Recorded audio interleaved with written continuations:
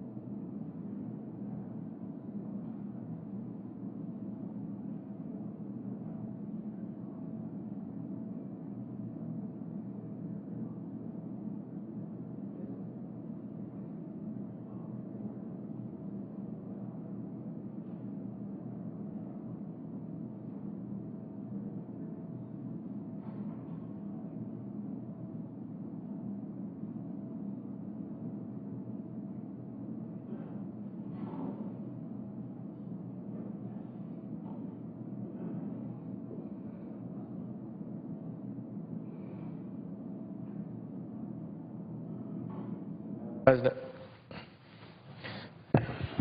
Senator from Alabama. I would ask that the quorum call be dispensed with. We're not in a quorum call. Am I allowed to speak at this time? Okay. The senator is recognized.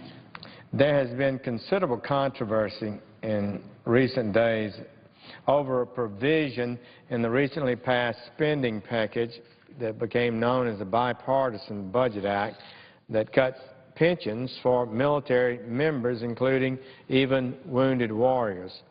There was bipartisan agreement. I think people on both sides of the aisle believed it ought to be fixed. It was an error and should not go forward, and that there were better ways to find the money if you have to have money to spend somewhere else than taking it from military retirees.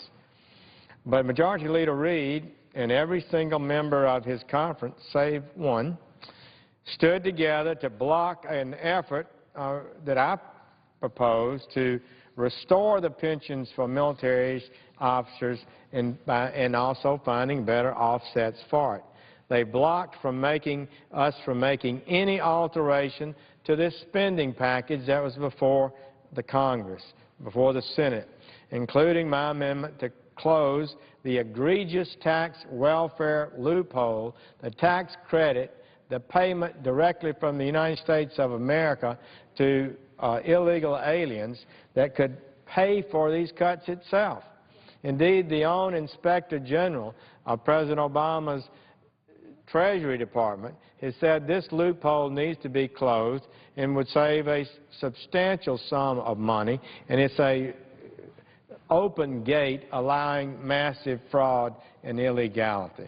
So we simply wanted to do that. We asked that if you had to pay for this new spending, pay for it by closing this loophole that the Treasury Department has basically asked us to close, instead of reducing the retirement benefits by as much as $70,000 for a sergeant who served to age 42 in the United States military.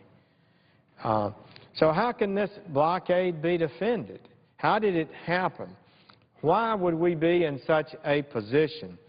Is there any member of the majority that would really defend the practice that we're undergoing now, where legislation that clearly needs an amendment to fix a problem in it is just blocked and no amendments are allowed, and the legislation is rammed through the United States Senate without any amendment at all ever being voted on? This has been the pattern around here for much too long. The Majority Leader is eroding the Senate's historic role as the great chamber where the issues are debated, changes and amendments are voted on. And he is being enabled and supported by his conference. Consistently, time and again, when objections are made to try to stop this practice and get amendments and get votes on important bills, his conference has stood with him on roll call votes. In other words, his conference are saying, we choose to stand with Reid, the Majority Leader, in his procedural actions that block other colleagues and even their own members from having amendments, and against the right of individual Americans to have their United States Senator be accountable, to stand up and be able to offer amendments to legislation to improve it. And if you don't do that, you're accountable for voting for the final bill that's imperfect and should be fixed. And that's the way the voters have a right to hold us accountable. They need to be able to see us vote and look at our voting records and decide when they do so whether we're serving their interest, some Wall Street interest, some special interest, some political group, instead of the national interest. That's what this whole system is about. So here's how it happens. We have a bill. Now we have before us the defense bill that's so important for America. I serve on the Armed Services Committee. I've been on there nearly 17 years here in the Senate. We moved a bill out with a big majority I voted for it in committee, although I expressed great concern about its budgetary problems that needed to be fixed and unfortunately have not been fixed. I wanted to see the bill move forward, and I tried to be cooperative on that. And when the bill moved to the floor, the budget problem hasn't been fixed. And there are other problems with the legislation that need to be refined. And the bill that's before us, the defense bill, spends approximately $500 billion, the largest single department of agency in the United States government. And to think it's going to pass in this body without a single person having a single idea that ought to be made a part of that bill, can it not be made better? They all admit it's not a perfect piece of legislation. We certainly know that. And the American system is designed so that when an imperfect bill moves forward, a senator can offer an amendment. Maybe it's not a good amendment. Maybe it will be voted down. Maybe it's a good amendment, and a good amendment will be accepted. But no more, not what's happening here today. What's happening here today is the majority leader, what's happening today is when Republicans want to offer an amendment, Senator Reid basically says no. He doesn't want any amendments. He then uses a device called filling the tree. Filing because he gets to be first recognized, a series of amendments, leaving no place then for anybody else in the Senate to file an amendment. And he won't remove the amendments from the tree unless he decides he wants to. And on this defense bill now, we had 2 votes when the bill was up for an entire week. We could have easily had 30 or 40 votes that week had we chosen to do so. So only 2 votes were held and none now.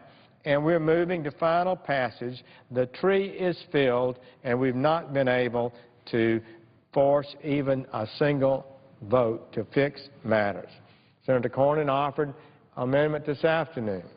He asked that he filed a motion to table some of the amendments that Senator Reid had placed on the tree, filling the tree, so no one else could file an amendment to the amendment tree, and it was voted down by the supporters of Senator Reid on the other side of the aisle. And we've been talking about this for a long time. This is contrary to the history of the Senate. Senator Cornyn laid out how year after year, for 51 years, we've moved a defense bill through the Senate, and there have been multiple amendments every time but this one. And it's unthinkable that the great Senate of the United States would not allow amendments to a bill as significant as a defense bill. So what does he do after he fills the tree? And Republicans say, wait a minute, Senator Reid, there were no amendments allowed on the bill. We've got amendments. He said, oh, you're being obstructionist. I'm going to file for cloture. I'm going to file a motion to shut off debate. And we're not going to have any amendments. And then if the Republicans resist and say, we're not going to vote to end debate because we haven't had any amendments, he said, you're an obstructionist. This is the pattern that's going on. And he files cloture virtually immediately with the filing of the bill, and he claims that is a filibuster by the minority, by the Republicans. So by filing cloture immediately, he contends that Republicans are filibustering a bill, and he counts up these filibusters and saying there's too many filibusters in the Senate. You're obstructing the business of the Senate. When in truth, he's the one that's obstructing the Senate. He's the one that's blocking debate and amendments. If you ask a school child somewhere in America, if you ask a senior citizen, a World War II veteran, who've loved this country and have studied the great principles of America, and you say there's a piece of legislation on the floor of the United States Senate, and there's something in it that's wrong, They want to cut benefits for wounded warriors, veterans who've served and been wounded in combat and disabled. And you don't want that to happen. So what would you do? Why, they would all answer. You would file an amendment to the bill to fix this problem. But not in the Senate today. That's the classical understanding of the way this body ought to operate. That's what James Madison, I'm sure, conceived of, and the way it's worked for so many years, but not any longer. This bipartisan budget act is just like the defense bill. No amendments. No matter how important the bill is, no matter how many problems there are in it, no amendments. Oh, you want to go back to that old Senate where people could actually debate and have amendments and offer changes and improve it? No longer. That's obstructionist. That's delaying tactics. We won't have it anymore. You're keeping us slowed down. And it is an unacceptable matter.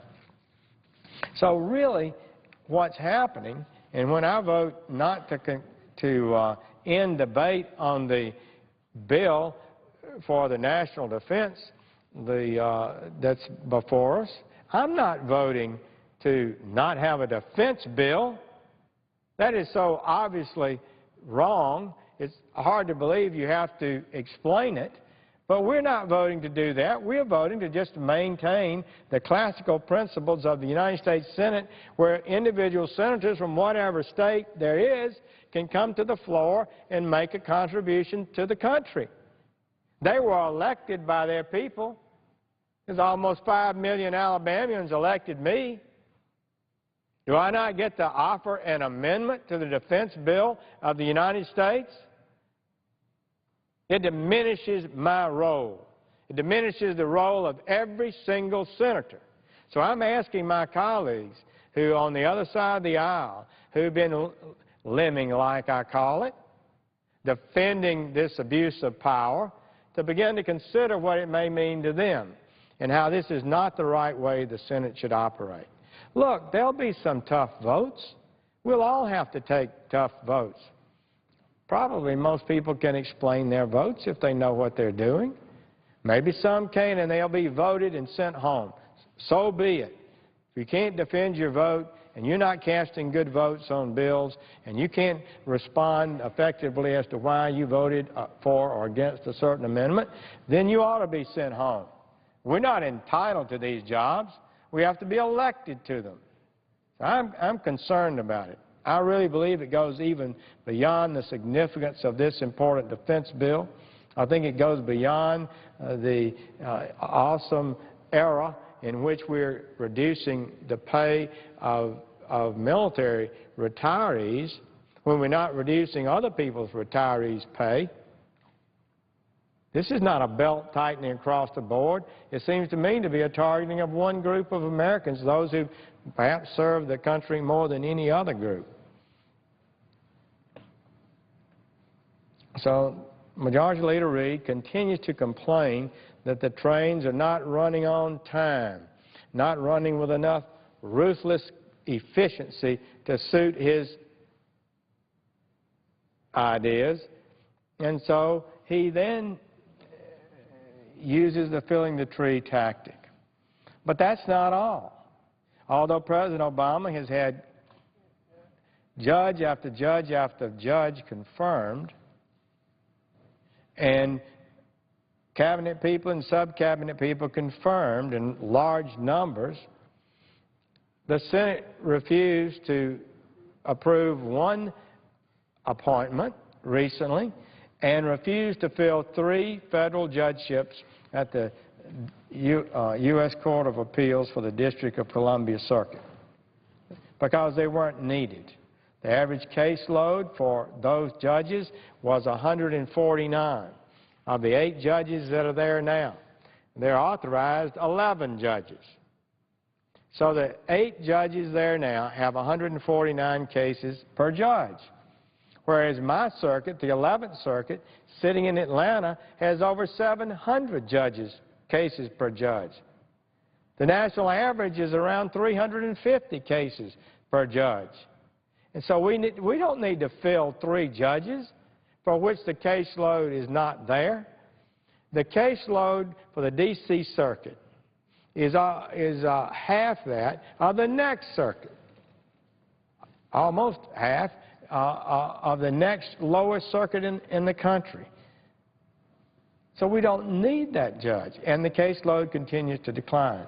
So the Congress refused to give cloture, refused to confirm those judges, and so in an action of pique or calculation or deliberateness, the majority leader altered the rule of the United States Senate about how we ought to conduct business here. And he did so by breaking the rule of the Senate. This is what happened. United States Senate Rule 22 says that in order to bring debate to a close, 3/5 of the senators duly sworn would need to vote to end the debate. There was not sufficient votes to end the debate on the D.C. judges because they weren't needed. And this irritated the majority leader.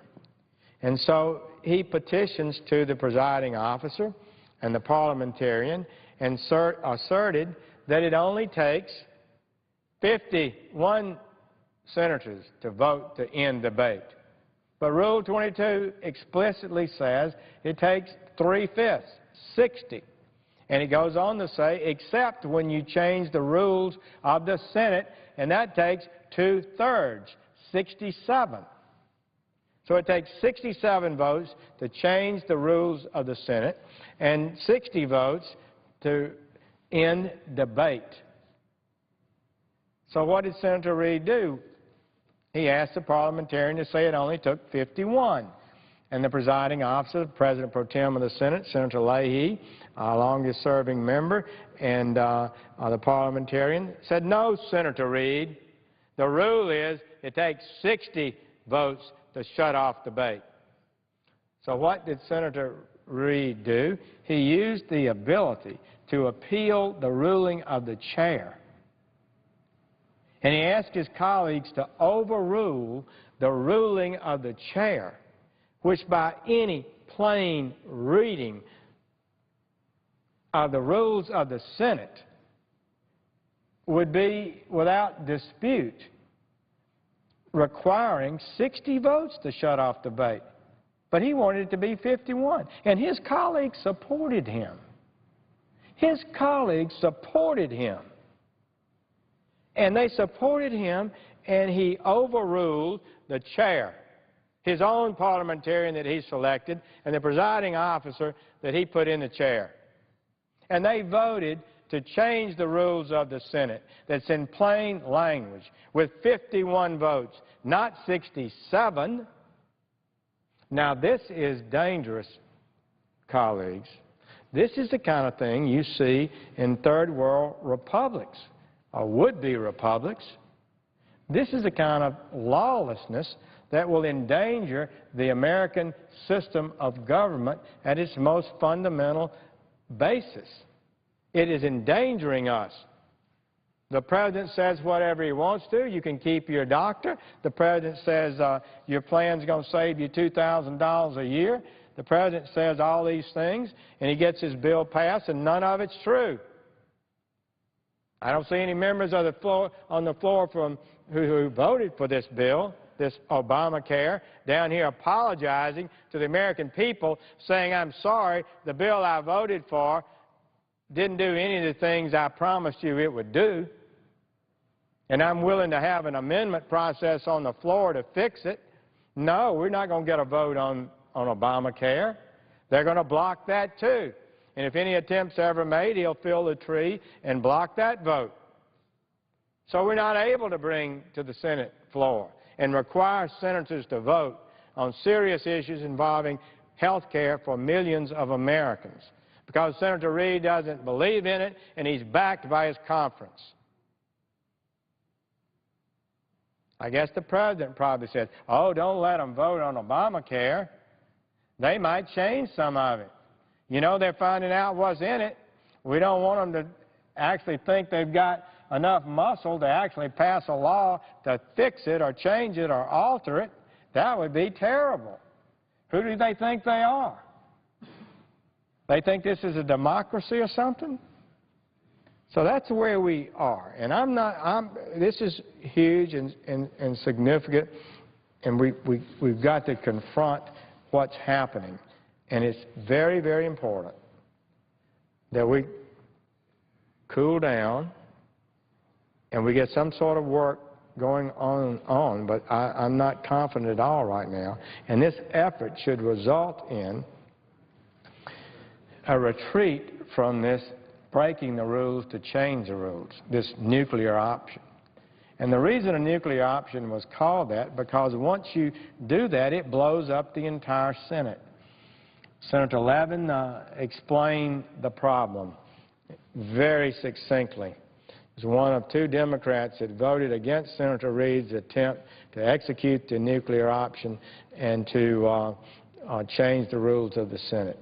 He said if a majority can change the rules of the Senate, there are no rules. It's simply what the majority says. There are no standards, there are no rules, there are no procedures. If we can change them whenever we're frustrated and by a majority vote in the United States Senate, there are no rules. There are no protections.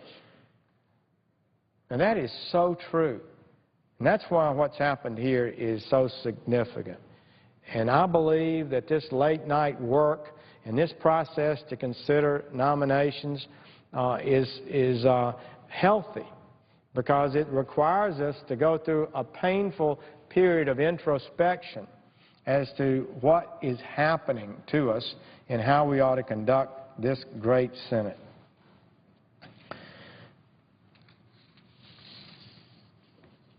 So this afternoon, we didn't have the support for Senator Cornyn's resolution. Yesterday, when I made the motion to table to break the felling of the tree and clear a place off of the tree so my amendment could be heard and voted on, my colleagues, a majority of them, voted no.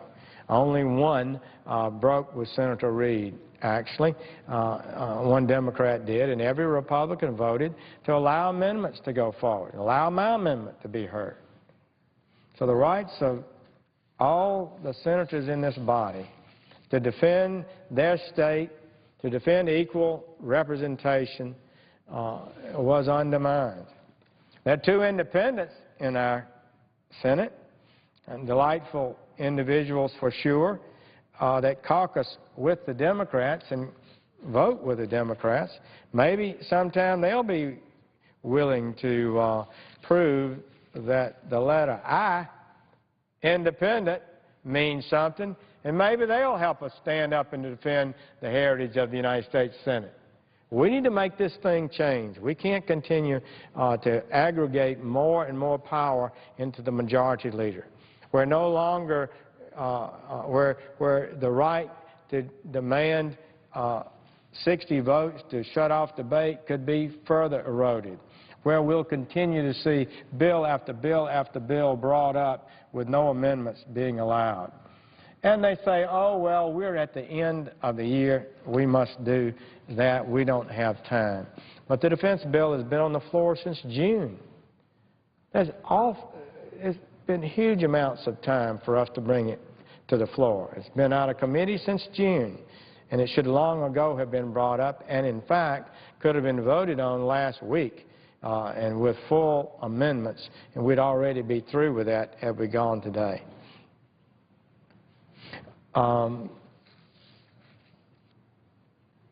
Well,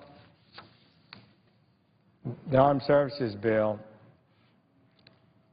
a defense bill, is an important bill. I'm very disappointed we're at this period of impasse. I'm very disappointed that I cannot support going forward with it to final passage because no ability to amend it and fix some of the obvious flaws that are in it will be allowed.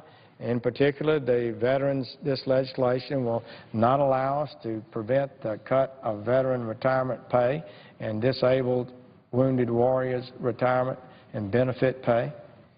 And it also is outside the budget spending limits that we agreed to. So I just want to say it's a disappointment for me to be in this position. I've tried to be supportive of the defense bill every year. I worked in committee to do so. I believe last year we got a unanimous vote. We've had a unanimous vote, Republicans and Democrats, quite a number of times in the committee. A lot of that's due to Senator Levin and Senator Inhofe's leadership.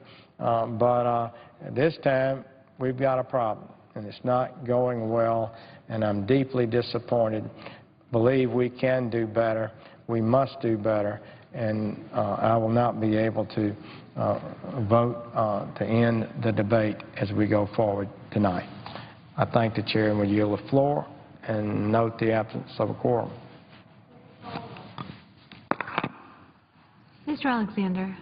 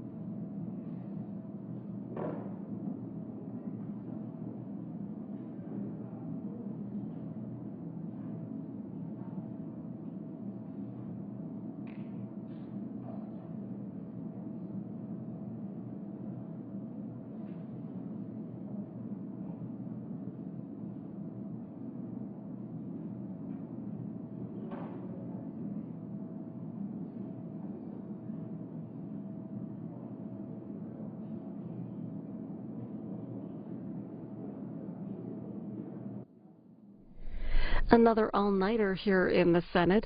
Majority Leader Harry Reid has said the debate will continue tonight through Saturday to clear 4 key nominations, including Janet Yellen to lead the Federal Reserve, plus a defense programs bill. Republicans have said that they were going to let their members leave town for the holiday break if they want to, and allow the Democrats to vote on confirming the nominees on their own. But at the same time, Republicans say they will not shorten the time for debate on the nominees because of upset over last month's change in filibuster rules. So if all of the debate is used on the defense programs bill, a vote on passage should happen at about 11:15 Eastern, and of course with live coverage here on C-SPAN 2. Looking ahead to after the holiday break, Senate Democratic leaders said they plan to take up extending long-term unemployment benefits. Let's watch that.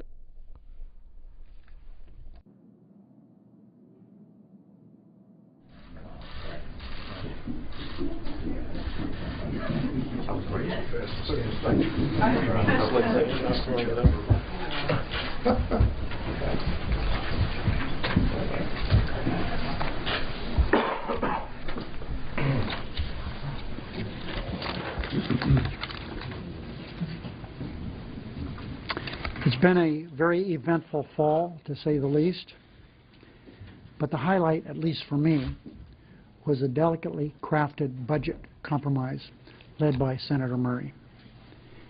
It's a step in the right direction, one of the first steps we've had in the right direction for some time. It moves us away from the lurches we've had to face from crisis to crisis and puts us on a path to restoring regular order in the Senate. The economy, based on what Chairman Bernanke said yesterday, and we can see it all over, is picking up. Is it as good as we'd like it? Of course not. But this agreement helps us provide the certainty it needs to continue the growth. But for far too many Americans, as you can see on this chart, the headlines about positive economic news doesn't match the reality of their lives. Even as the economy creates jobs, too many Americans find themselves on the sidelines, watching as the rich get richer, the poor get poorer, and the middle class is getting squeezed and squeezed. There is no greater challenge this country has than income inequality, and we must do something about it. There are lots of things that should be done, but the first thing is to make sure that those people who are waiting and waiting to find a job still get the important check that they deserve. Unemployment compensation is something that is good for the economy. Mark Zandi has said that for every dollar we spend on unemployment insurance, we have a return of 50% growth in our economy.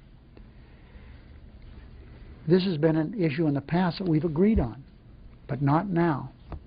I am very, very pleased, happy, and proud of my colleague, Senator Heller, who joined with Senator Reid of Rhode Island to introduce a 3-month extension of unemployment insurance. That's the way we used to do things around here. It's a good bill, and it deserves a vote. And I hope my Republican colleagues will work with us to schedule a vote in a very timely fashion, which to this point they haven't. We've come to the floor. We've had other various people ask unanimous consent to be able to move to it. The answer is no. They've blocked us from scheduling a vote before the end of this week. And as I've indicated before, if necessary, I'm going to file cloture on our way out of here, and it'll be the first vote we have when we get back. I hope we can get cooperation to set up vote before we leave. But if not, we're going to vote no later than January 6th or 7th. This bill is the right thing to do for hardworking Americans who are looking for a job. Long-term unemployment rate is twice as high now as it was the last time emergency unemployment benefits were allowed to expire. I repeat what Mark Zandi said. Remember, Mark Zandi was John McCain's financial advisor when John ran for president. And he says that every penny we spend on unemployment insurance yields a return of more than 50% in economic growth. This is just the first step. We need to raise the minimum wage. We need to take other measures that will help address income inequality in this country.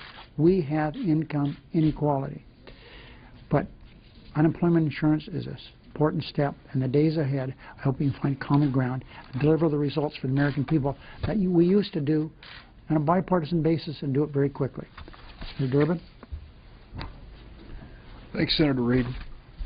In a very brief period of time, one man has made a profound impact on the world. That person is Pope Francis, who was recently named Times Man of the Year.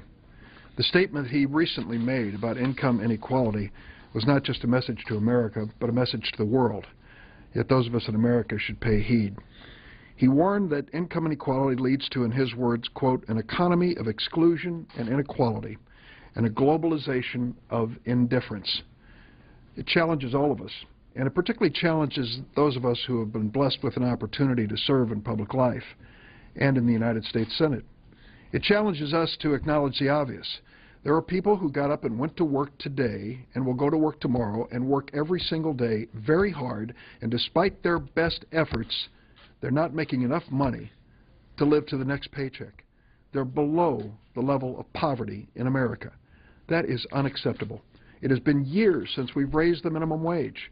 Americans know this intuitively, regardless of political party, that we've got to give these working families a fighting chance to survive. And that means when we come back here to make raising the minimum wage in America a high priority in the United States Senate, and I hope in the House of Representatives as well. This issue of unemployment benefits means that about 1.3 million Americans are going to see their benefits cut, 63,000 in my home state of Illinois. For many of these people, unemployment benefits are their only source of income.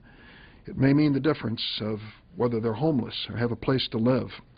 Including workers' families, nearly 69 million people, including 17 million children, were supported by extended unemployment insurance benefits.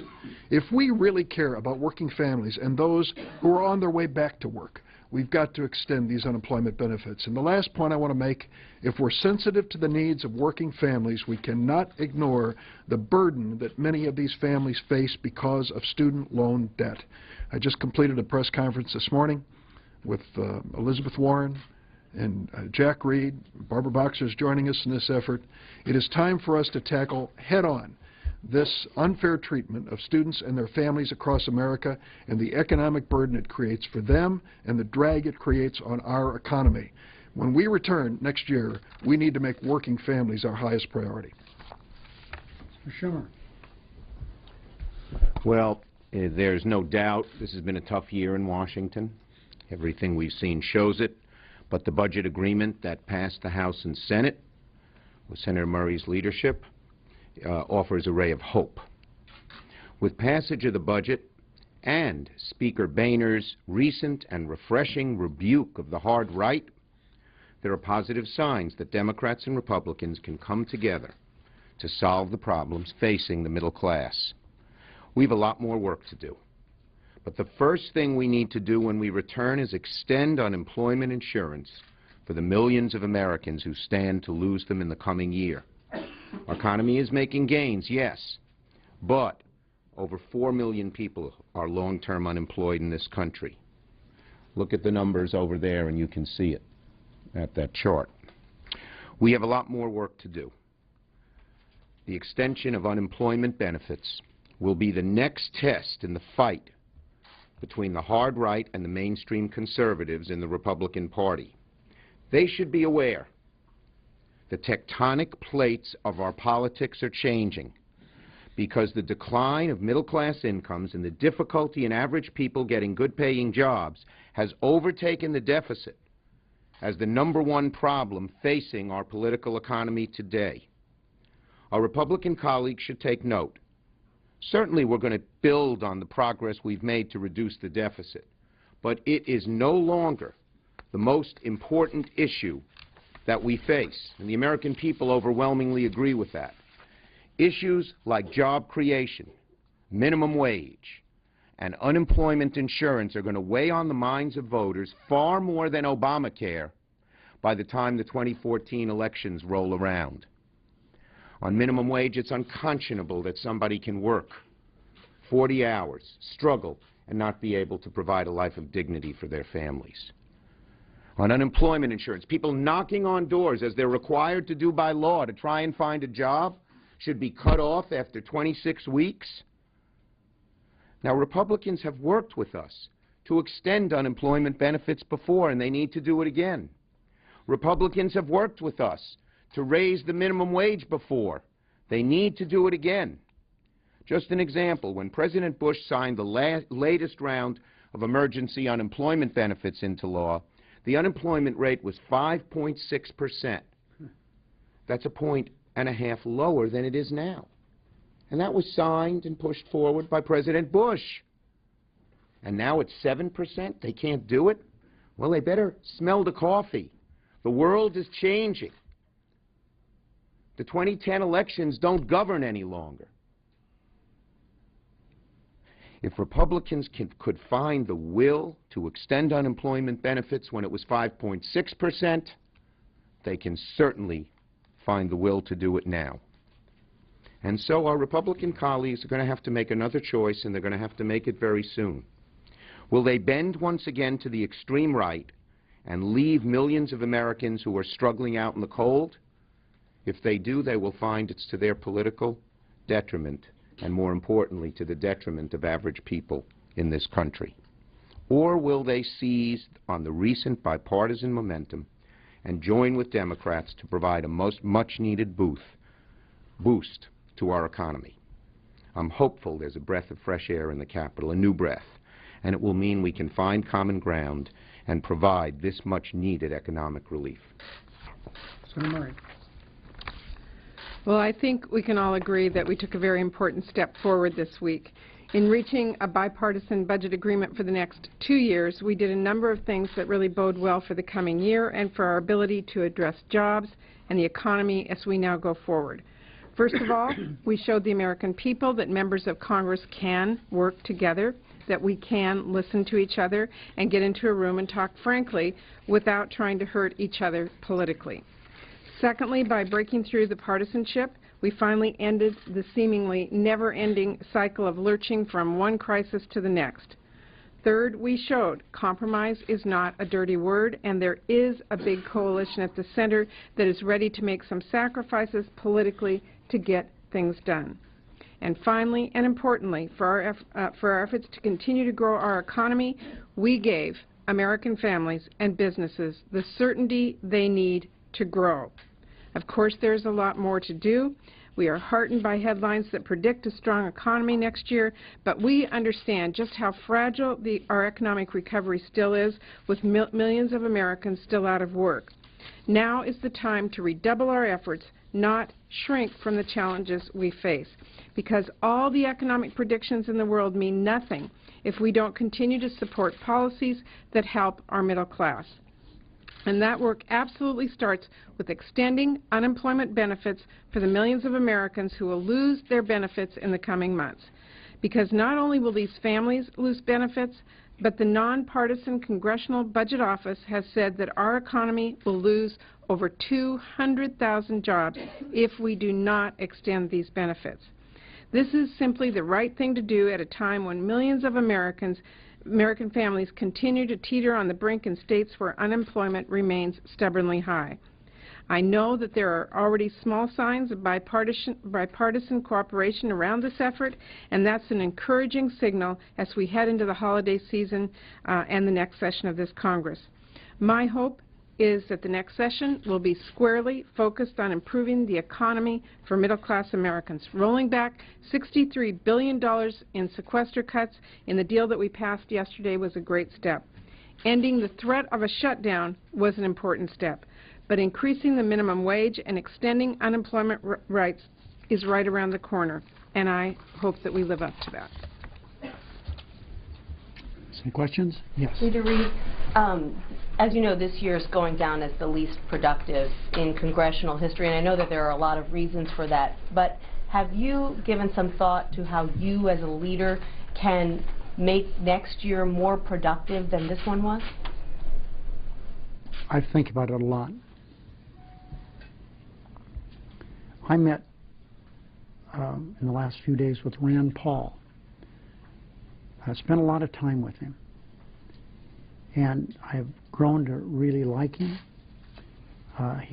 Even though he has some set political views, he wants to get things done here, and I find that throughout the Republicans. I think they want to get things done, and I hope that's true. There are a number of people on the Republican side that are basically stopping everything. And I need not give you names, but it's just a handful of people. That's why we're having all the problems with these nominations. There's no reason that we shouldn't be able to have a person that's second in charge at Homeland Security, which is an overworked entity that's been without leadership for so long. With all the problems we've had with the Internal Revenue Service, and we always have with the Internal Revenue Service, we need to have someone running that agency. So, in answer to your question, I hope we can start doing things. This last year has been totally obstructed. Everything we've tried to do, we have been stopped. We've spent an inordinate amount of time on nominations. Maybe all you have better memory than I have, but I think the only thing we've gotten done since summer was implement non-discrimination. I don't think there's anything else we've done. Helium reserve. Oh, we've got the helium reserve. Forgot about that.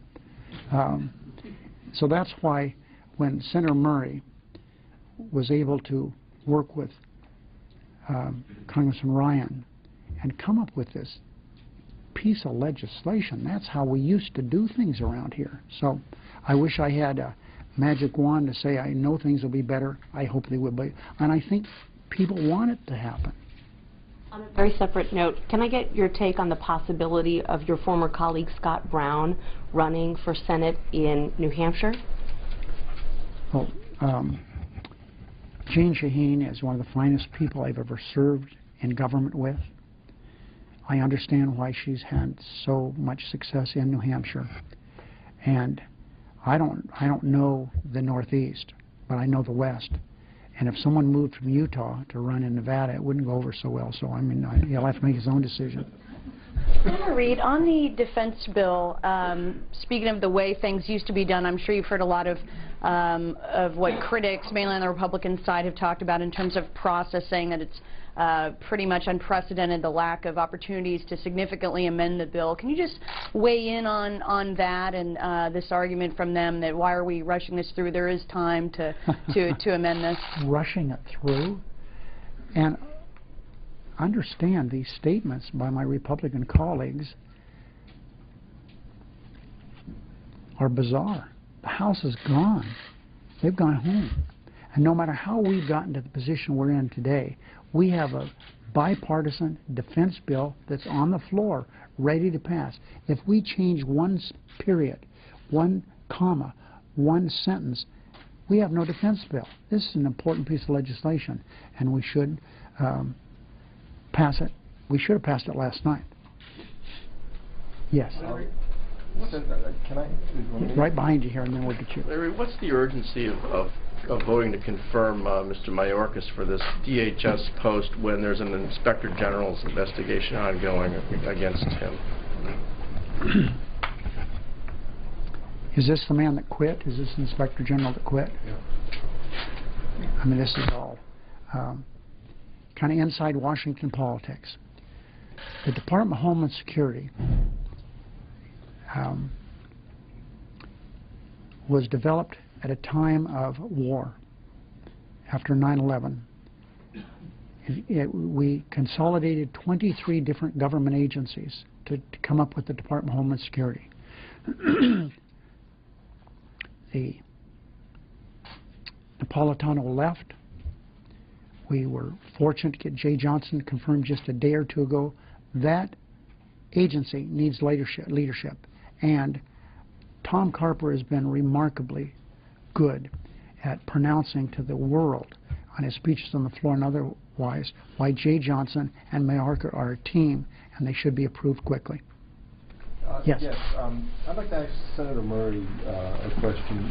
You've been on the Appropriations Committee for a long time. Everybody's celebrating this budget deal, but if you look at the numbers that the appropriators get, they're well below what you got in 12.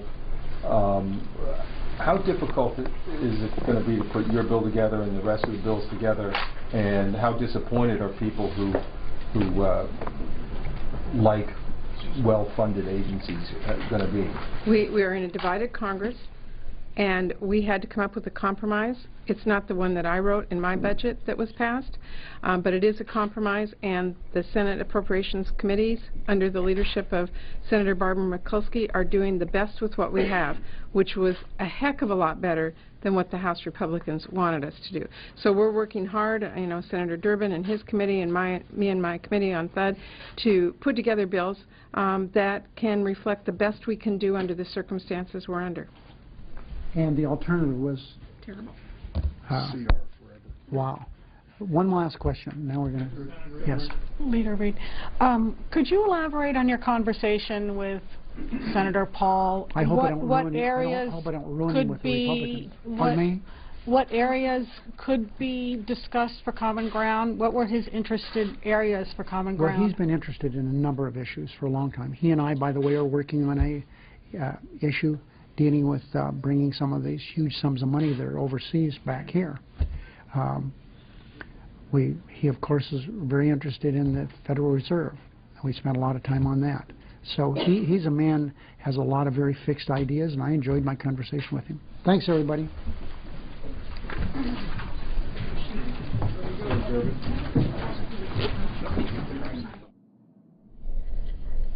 Senator Reid said that the chamber will vote on 4 nominees before they leave for the winter break. Alejandro Mayorkas as Deputy Secretary of the Homeland Security Department, John Koskinen as IRS Commissioner, Brian Davis for a federal judicial post in Florida, and Janet Yellen as Chairman of the Federal Reserve. But first, they're going to finish work on the Defense Programs Bill.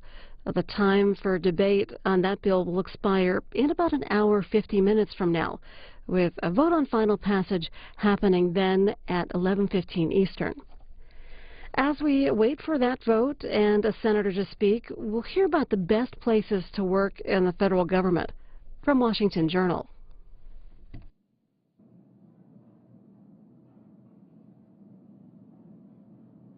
And we're joined now by Max Steyer of the Partnership for Public Service, which each year conducts a report on the best places to work in the federal government and tracks federal employee job satisfaction. And Mr. Steyer, it was another bad year for federal employee job satisfaction, wasn't it? It was a very disturbing set of numbers. The satisfaction and commitment of the federal workforce continues to go down and has been doing that really since 2010. It should be troubling to everybody in this country.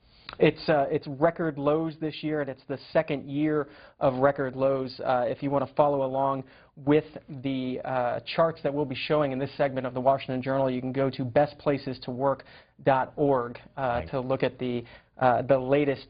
This chart is your index score on a scale of 100, talking about where federal job satisfaction, federal employee job satisfaction is. That would be this line here that's dropped for 3 years in a row at this point. This drop in the past year matching just a little bit less than the biggest drop the year before, correct? Correct, and also the lowest since we were able to put these rankings out in 2003. So we are now below all of our historical records, which obviously only go back to 2003. But it's a very concerning set of numbers because it's basically telling us that we're losing our federal workforce. We're treating them in ways that are disengaging them from work when we need their help more and more. Federal employee job satisfaction on that scale of 157.8. You've helpfully compared that to job satisfaction in the private sector, which is this line up here in the low 70s, and that gap just keeps getting wider. It does, and we at the Partnership for Public Service believe that our goal ought to be able to match or exceed the private sector benchmark, and we're going in the wrong direction. And if you want to talk with Max Steyer of the Partnership for Public Service on this new survey that we'll be going through in this last half hour of the Washington Journal, our phones are open, lines, Democrats, Republicans, Independents. We're also going to have a special line for federal employees in this segment. That's 202-585-3883. We'd like to hear your stories and your assessment of this data. Again, federal employees line 202-585-3883. Max Steyer, the question for you then is why are we seeing these numbers? If you can talk about what federal employees are saying as the reasons for this drop in job satisfaction. I don't think it's going to be a mystery to many folks. We're treating the federal workforce in a terrible way, and that includes, a great deal of attacks in the public sphere, but also, I frankly think even more important, we're preventing them from doing their jobs in the way that they want to. What's extraordinary about the federal workforce is that it continues to be an extremely mission-oriented group of people. They're there because they want to help the American public, and they want to help it in a variety of ways that the federal government does. And what they've experienced this last year are incredible challenges to their ability to do their jobs. No budgets, declining budgets, uncertainty, the sequester, furloughs.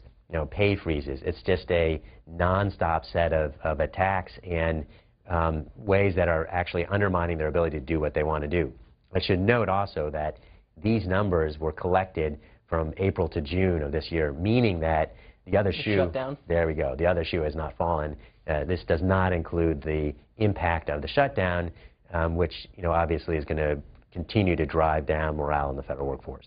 For a different look at the comparison between private sector job satisfaction versus the federal employees, the dark line on this chart by the Huffington Post is the private sector job satisfaction in 2009, 10, 11, 12, and 13. The blue line, federal employee job satisfaction, below in all of those estimates. This is actually the lowest numbers you've seen since you first started doing this survey back in 2003. For those who don't know what the Partnership for Public Service is, explain that and how you started doing these surveys. Certainly, we are a nonpartisan, so I would actually like a phone line on the nonpartisan piece as well, a nonprofit organization, and we're focused on trying to make our federal government more effective by focusing on talent. How do you get good talent into government? How do you make sure it's led well? How do you try to ensure that the work environments engage employees? How do you have the systems to support all that? And equally important, we want to make sure there are stakeholders outside of government who are focused on making government better, not whether it's bigger or smaller, making it smarter. So that's what we do. We do the Best Places to Work rankings. We also produce the Service to America medals, which are the premier awards for federal employees. We work with universities to educate their talent about getting into government. We do a lot of leadership training. So it's a range of things like that. And the Best Places to Work survey, part of the results that were released this week by the Partnership for Public Service, ranking agencies by large agency, mid-size, small agency, and then agency subcomponents. Right now, the highest rankings in terms of employee satisfaction with their agency, the National Aeronautics and Space Administration comes in at #1 with a ranking of 69.4 on that 100-point scale, followed by the intelligence community and the Department of Commerce. That's in the large agency categories. The agencies that came in at the end of those large agency rankings, the Department of Homeland Security ranked last among large agencies with a ranking of 42.6, followed by, in the second to last place, the Department of Veterans Affairs. 49 is their ranking. You can see all these results at bestplacestowork.org, but we have Max Steyer, who serves as president and CEO of that group, on to answer your questions about the survey and take your comments. Danny's up first from Bluefield, West Virginia, on our line for Democrats. Danny, good morning. Good morning. Max is absolutely right. There's been a war on government employees driven by corporations that want everything privatized. But I've got two data points I'd like Mr. Steyer to comment on. One, during the Bush administration, they were trying to prove that the private sector could do these government functions better than the public sector. My information is that in at least 80% of cases, the government agencies did the job better and cheaper than the private sector. Second, there's propaganda that is put out by people like the Heritage Foundation claiming that government employees are paid much more than equivalent people in the private sector. I have a friend from the Department of Energy that left. He was earning about $150,000 a year, and he left and joined the private sector. His pay immediately doubled, and the benefits, full expense accounts, everything, his overall income more than doubled the day he left government, and that is the standard I've seen in my corporate experience. Max Steyer. Great. Well, thank you for your question. As you noted, during the Bush administration, there was an effort to try to compete more activities that were taking place in the government. And as you suggested, the vast bulk of those competitions led to the federal workforce winning those competitions. I will say on the pay question that you've raised that I think we're seeing the wrong debate about whether federal employees are being paid too much or too little. I think they're being paid in the wrong way. So we have a system that was put in place in 1949. The system was designed in an age where work was very different, where people could do things that were much more comparable, and the system was created so that all work at some set level was paid the same. So if you were a physical therapist or a physicist or an IT professional at a GS level in the scale, you got paid the same. There was very little, if any, connectivity to the external market for talent. And my view is that we actually need to change the system. What organization runs with the same compensation system that was in place, over 60 years ago. The world has changed, the federal government needs to change, and we really need to tie pay to occupations in the marketplace. And I think if you do that, the reality is there are going to be some folks that are paid not enough. There may be some folks that are paid too much. But the key point will be we'll be paying what we need for the talent that we need, and no more or no less. So again, I think it's the wrong conversation we're having around pay today. NoteScans on Twitter has a question on methodology of your rankings. Asks, what is the major factors that leads to a negative view of a government job? Who is responsible, and is the bar different for private sector jobs? Right. Well, all really good questions. And I should note to begin with that we, very early on, we're a fairly new nonprofit. We're 12 years old.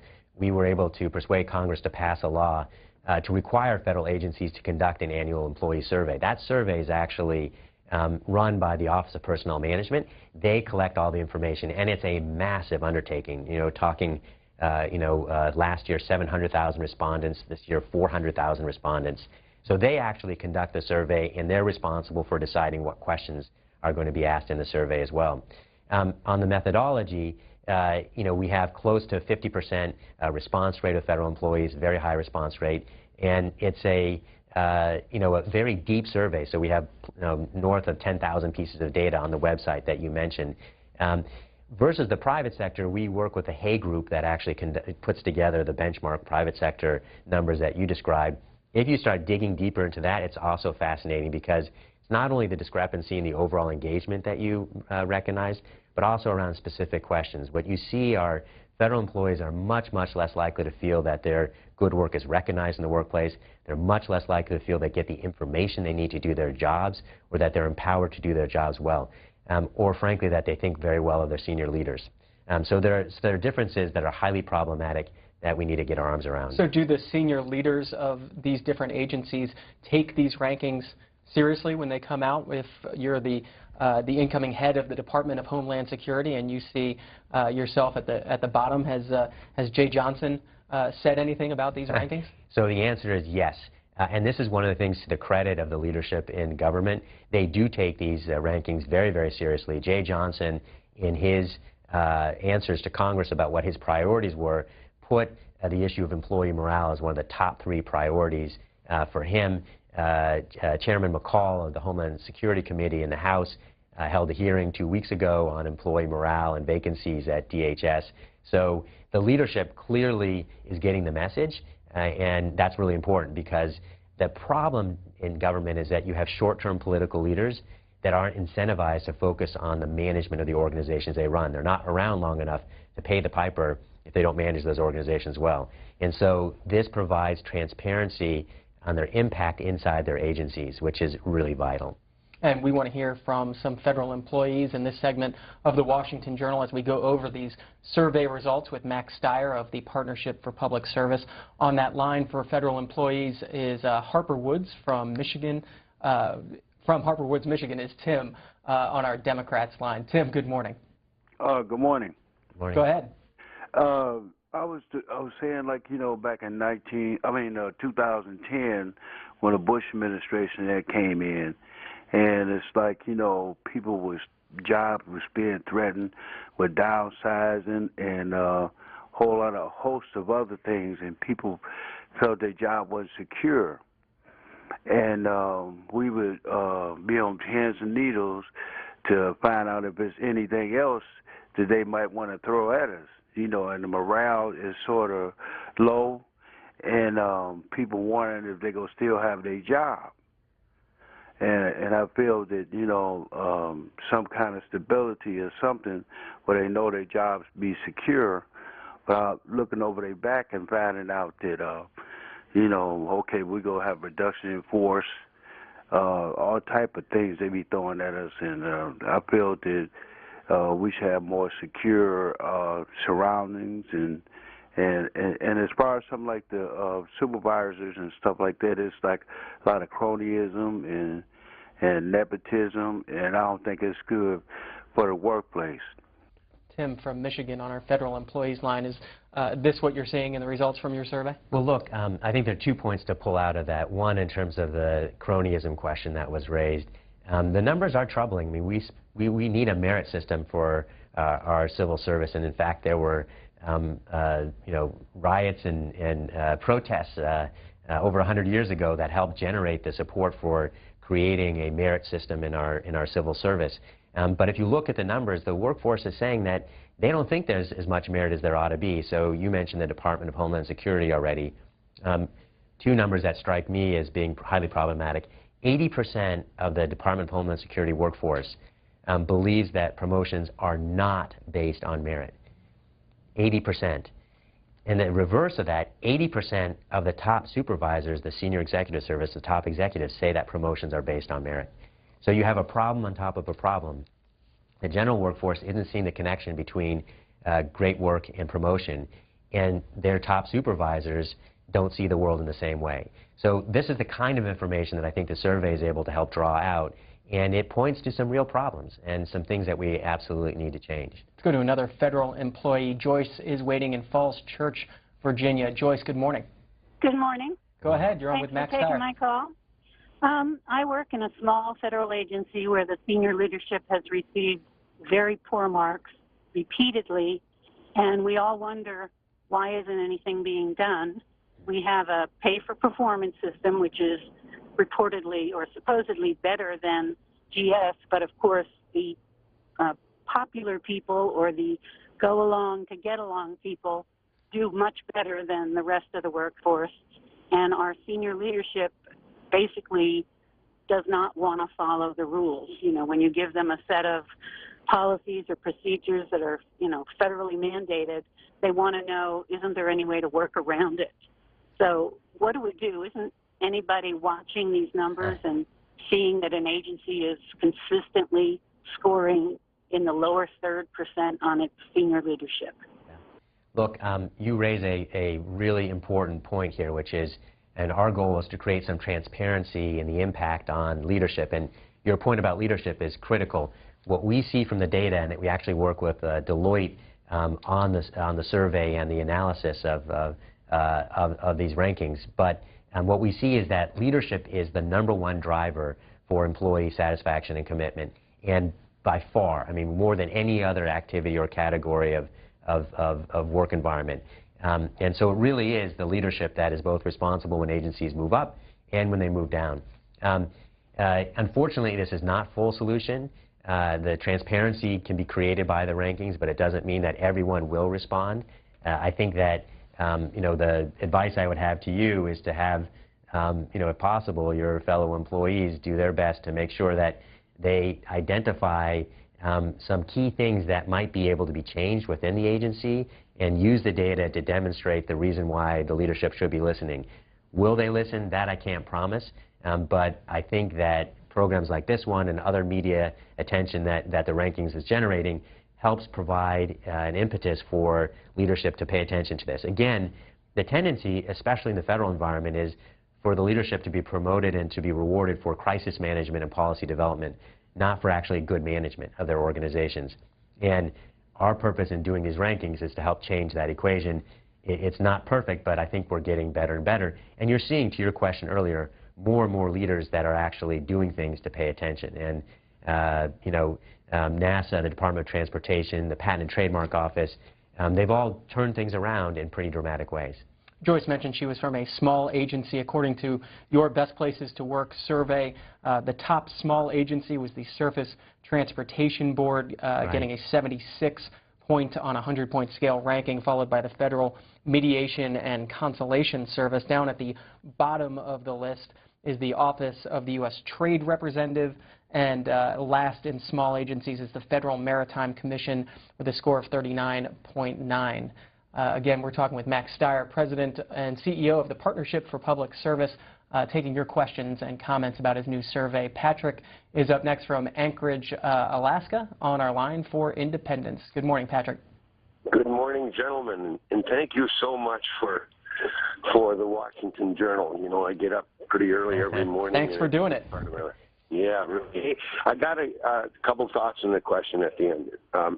And one of them is that I really believe that government in general is too large.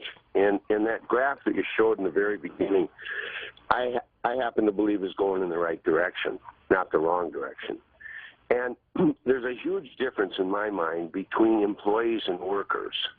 And I think our government workers are kind of hard to find compared to the private sector. You see, the check and balance system in the private sector is that you produce work, otherwise you go away. But that is not the case in almost all levels of government jobs. And then my question at the end of this, a case in point, the Forest Service here in Alaska, you can't find them on a Friday. Those people get 3-day weekends every week of the year because they invented some 4 10-hour-day week situation. But that doesn't provide customer service. If the private sector tried to pull that, they'd go out of business. Now, the question is this. You mentioned earlier, young man, that the federal government is comparing like in the physical therapy business. What in God's name is the federal government doing in the physical therapy business? Thank you very much. Sure. I'll give you a chance to respond. Yeah, let me start in the back end there about physical therapists, and I was using that just as an example, but the federal government does have physical therapists, and probably the largest user of those would be the VA, and I think you would probably agree that we want to make sure that our veterans get the best care possible, and that includes physical therapy. So put that aside, your question, to my mind, really raises an important point, and that is this is not a conversation about whether government should be bigger or smaller. There are lots of legitimate reasons why one might argue government should be doing less or more of any number of different things. Our point of the partnership is that whatever government is doing, you want to make sure it's doing it right. And the fact of the matter is that if your employees are not fully engaged, if you are not giving them the support they need to actually do their jobs well, then everyone gets hurt. This is not about happy employees. There's an interesting